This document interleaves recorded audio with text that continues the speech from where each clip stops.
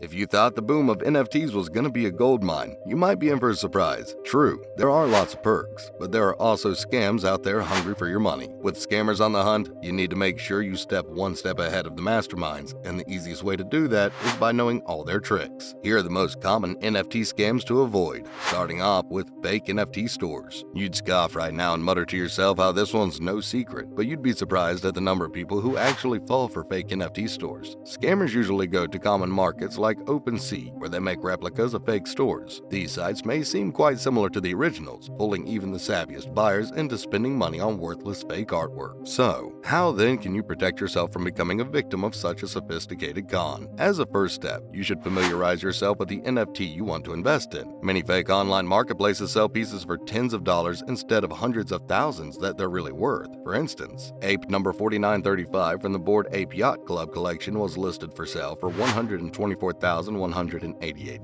But a scammer would market a phony version of this item for a much lower price, luring in customers who really need but can't afford an ape art of their own. So, really, knowledge is key here. If you don't know how much a piece is really worth, you can be duped into thinking you're getting a great bargain when in reality, you'd be left with a copy that'd be worth around $0 in reality. Also, at this point in time, all digital platforms like Upwork, Twitter, Instagram, Facebook, etc. give a blue tick to verified people. The same is the case with official stores in this universe. Stay far away if there's no tick. Finally, double-check the NFT's contract address to ensure that you're dealing with the right organization. The location of the mint is always shown, so if you see any discrepancies between the minting address shown on the shop and the actual location of the minting of the NFTs, it should tip you off to the fact that the latter is not genuine. And then there's the pump and dump hack. This one is pretty self-explanatory from the name itself. So to earn a profit off it, con artists usually try out pump and dump schemes, which artificially inflate the price of their holdings. So they do this by quickly placing many bids in an attempt to create a lot of fake hype for a piece, and once the demand is through the roof, then comes the strike. The con artist will then cash out and leave you high and dry. The easiest way to save yourself from this is by checking the wallet records and transaction logs of the NFT collection of interest, and you don't even have to worry about it. Many marketplaces make it possible to track the number of sales and the interest from potential buyers for a certain NFT collection. It's also called a rug pull scam, so stay away from sellers if you find news of them being involved in anything like this. All in all, you can keep a close eye on the transaction and save yourself from any embarrassment. Next, plagiarized NFTs. NFT frauds sometimes take the form of carbon copies of legitimate transactions. In this scam, fraudsters forge art pieces by copying the genuine work of known artists. Scammers then offer these fake or stolen ones up for sale on their marketplace accounts. These frauds are so well thought out with perfect duplication that we don't really blame people for getting trapped.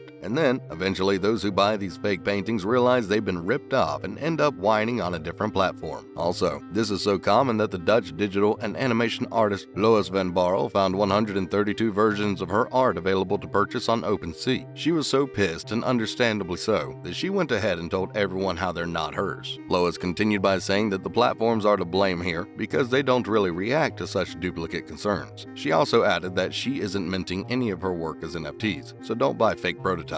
Plus, Lois is far from being the first artist to face accusations of copyright infringement. Many other digital artists all around the globe have fallen victim to frauds like this one. There's also DeviantArt, a social network for artists that has 500 million digital pieces. What happened was that over 90,000 of his art pieces were found duplicated across several services. So, really all you need to do is scour the web before making a purchase to see if it really is the original one or not. And the customer support trick. All of us like complaining to customer support whenever something goes wrong, but maybe it's time you start being cautious of that as well, especially when it's crypto related. Scammers pose as support staff on social media platforms such as Telegram and Discord. Their intention is to get users' private keys and details so that they can get into your digital wallets. The easiest way to save yourself, only join a Telegram group or Discord server via the creator's official website or site. Anything else is a major red flag. Also, our parents were right all along. Don't trust anyone you meet online or anyone when it comes to your money. Don't talk to people on the internet who say they work for an NFT project or company support service either. If you've made a request for assistance, genuine customer service will only communicate with you over secure channels. Anything else reaching out to you with shady-looking links through Discord or Telegram is a big no-no. Some even build phony websites for victims to visit, where they trick them into giving up sensitive information in exchange for access to their wallets. Stay safe, y'all. It's getting creepier out there. Moving on. Suspicious giveaways. Let's just make one thing clear right off the bat. There's no Robin Hood out there who's gonna hand you thousands of dollars worth of NFTs. NFT just out of the goodness of their heart. Listen to us and engrave it in your heads. There's always an ulterior motive. Sus giveaways or airdrop scams are exactly these. Con men use social media to announce the giving of free NFTs or airdrops, where naive people like you accept terms and conditions when they click the link. They also encourage recipients to forward the email or tweets to others. People blindly enter their credentials at the idea of all those dollar bills and end up giving scammers an easy invite into your wallet. Last year, for example, a malicious airdrop assault was launched against the startup NFT marketplace Fractal. Fractal's Discord service was hacked, which led to around $150,000 in losses for 373 members. What the scammers did was that they posted a link in Discord group chats about a potential mint celeb NFT, and obviously, naive users instantly fell into the trap. What happened then was super tragic. As we mentioned, more than 300 people ended up losing their Solana tokens. In another incident of this kind, hackers used a dumb video advertising a free cryptocurrency giveaway. So let's just not go there. Don't forward these links, don't tweet them, and just don't fall for these super obvious hacks. Also, phony influencers. Looks like everyone's done with influencers, but we're especially annoyed when NFT scammers have a collaboration with them to mess up our lives. And knowing how this one works is no rocket science either. Have you noticed how these self-proclaimed Insta or Twitter celebs often tend to promote stuff even though they know nada about it, all because big brands are pumping money into their accounts? That's kinda what happens here as well. An NFT project can reach the skies if it has the right kind of endorsement from influential people. So what these con men do is that when they want to spread the word about their fake pieces, they often reach out to influential people in the industry. And obviously, knowing how much people adore these people, the general public often easily falls for these scams before they realize the endorsements are fake and fueled by money. For instance, this one time, a Brazilian youngster was duped out of 0.14 ETH by a bogus crypto influencer dubbed Minervas in June. For 0.14 ETH, Minervas reportedly sold the victim access to an early version of a product that was led by Murat Pag and pushed by Punky. The buyer eventually figured out the pass was for a bogus project and then angrily ranted on the internet. And if that pissed you off, wait till you hear this. Some lowlifes out there even try to make false promises in the name of charity. They came up with fake causes, make fake sites, and even create campaigns and whatnot to make it all look legit. That's a wrap for this video. Have you or anyone you know ever been a victim of such NFT scams? Let us know in the comments below. Make sure to give this video a thumbs up and subscribe to our channel for more videos like this. See you in the next one.